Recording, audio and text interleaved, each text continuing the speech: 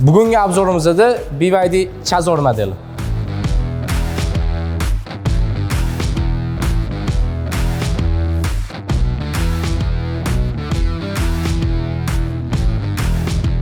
Chazorning hozir ikkita pozitsiyasi, ikkinchi pozitsiyasi, birinchi pozitsiyasini qo'yganmiz. Tashqi ko'rinishidan bir xil. Birinchi pozitsiyasida 360 gradus kamerasi bo'lmaydi, asosiy farqi. Ikkinchi pozitsiyasida 360 gradus kamerasi bor. Keyingi farqi parktronikasi. Birinchi pozitsiyada parktronika faqat orqada bo'ladi, oldi qismida yo'q. Ikkinchi pozitsiyasida oldida ham joylashgan bo'ladi. Faralarimiz ikkita linzali diodli faralar turadi. 4 ta pozitsiyada ham bir xil fara, faqat 4-pozitsiyasida ablitsovkasida ham LED ulangan bo'ladi. Oldi bufferda jabrali joylashtirilgan. Bu ishlaydigan tizim. Ya'ni balon bosimini, ichki krelon ichidagi bosimini kamaytirib beradi. Gabaritlari bilan tanishtiramiz. Uzunligi 4780 cm, enligi 1837 cm, balandligi 1495 cm.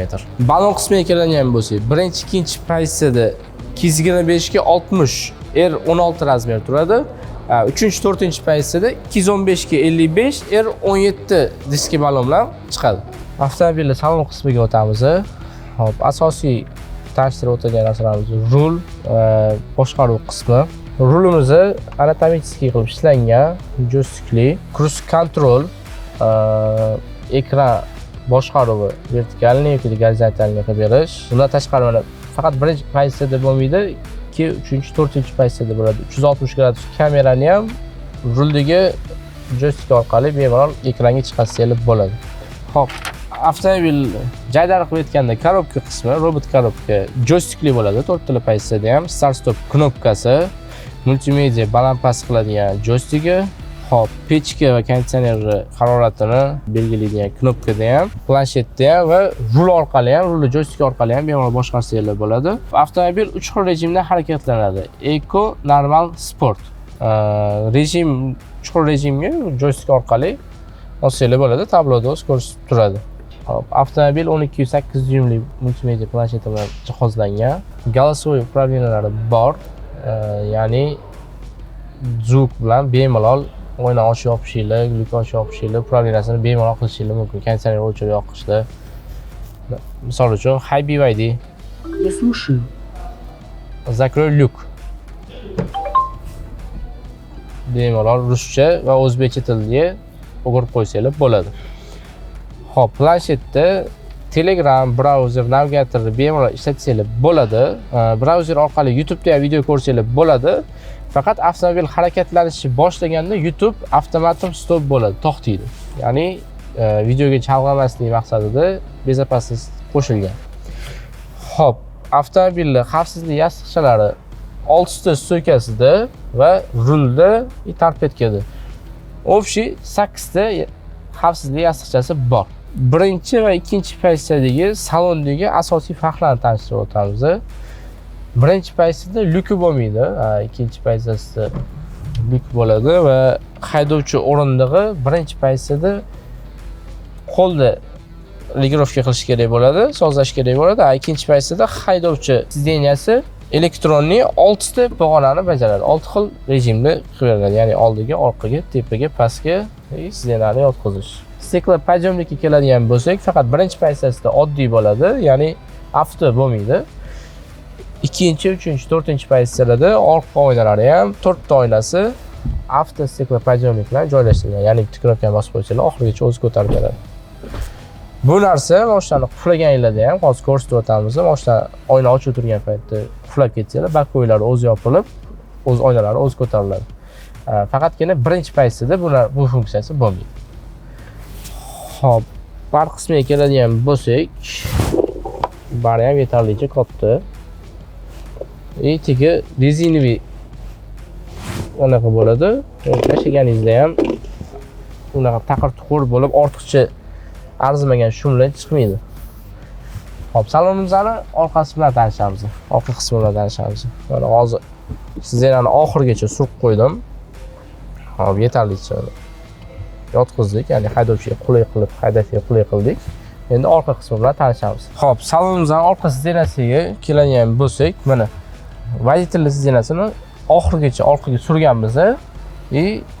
bo'yi uzun odam haydaydigan darajada yotqizganmiz.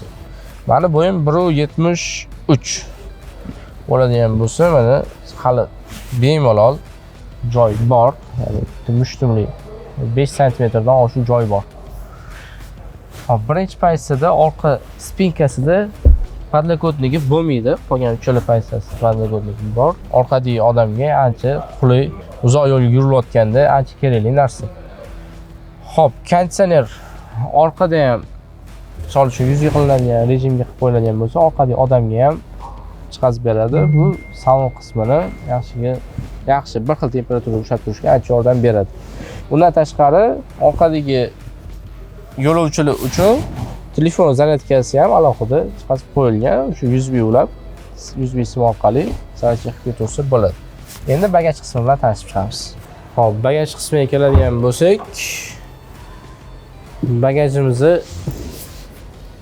anchagina katta, hajmi 450 litr.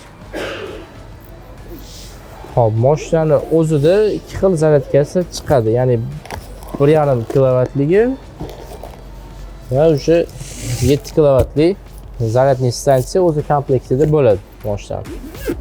Endi hammaga qiziq bo'lgan yoqilg'i sarfi va 0 dan 100 ga necha sekundda chiqishlari bo'yicha gaplashamiz. Chazor elektromobili birinchi, ikkinchi pozitsiyasi tokka o'zida 100% zaryadka bilan 55 km harakatlanadi. Uchinchi, to'rtinchi pozitsiyasi tokka o'zida 100% zaryadka bilan 120 km harakatlanadi. Yoqilg'i sarfiga keladigan bo'lsak, 100 kilometrga 308 litr kitobida yozilgan. Sport rejimda pechkalarni yoqib, ya'ni maksimallik kuchlar haydalganda 4.5 ta 4.7 litrgacha ko'tarilishi mumkin. Xo'p, faqat 95 benzin quyishinglarni tavsiya qilamiz yoki 92 benzinni shu sinovdan yaxshisini quyishinglarni tavsiya qilamiz. Yoqilg'i baki 48 litrlik 100% zaryadka va to'liq benzin bak bilan 1245 km harakatlanadi. 0 dan 100 gacha 7-9 sekundda chiqadi. Bugungi obzorimizni shu bilan tugatamiz. Yanada ko'proq ma'lumot olmoqchi bo'lsanglar, opsiyadagi nomerlarimizni yozib qoldiramiz. Bemalol telefon qilib, aloqaga chiqib to'liq ma'lumot olsangiz bo'ladi. Kimga shunaqa Chazor avtomobili, umuman BYD avtomobillari kerak bo'lsa, BYD Avtozonni istalgan filiallariga kelib xarid qilsangiz bo'ladi. Test drayvimiz ham bor. Bemalol pravani o'zi bilan kelib, rasmiylashtirib, mashinani haydab ko'rsangiz bo'ladi.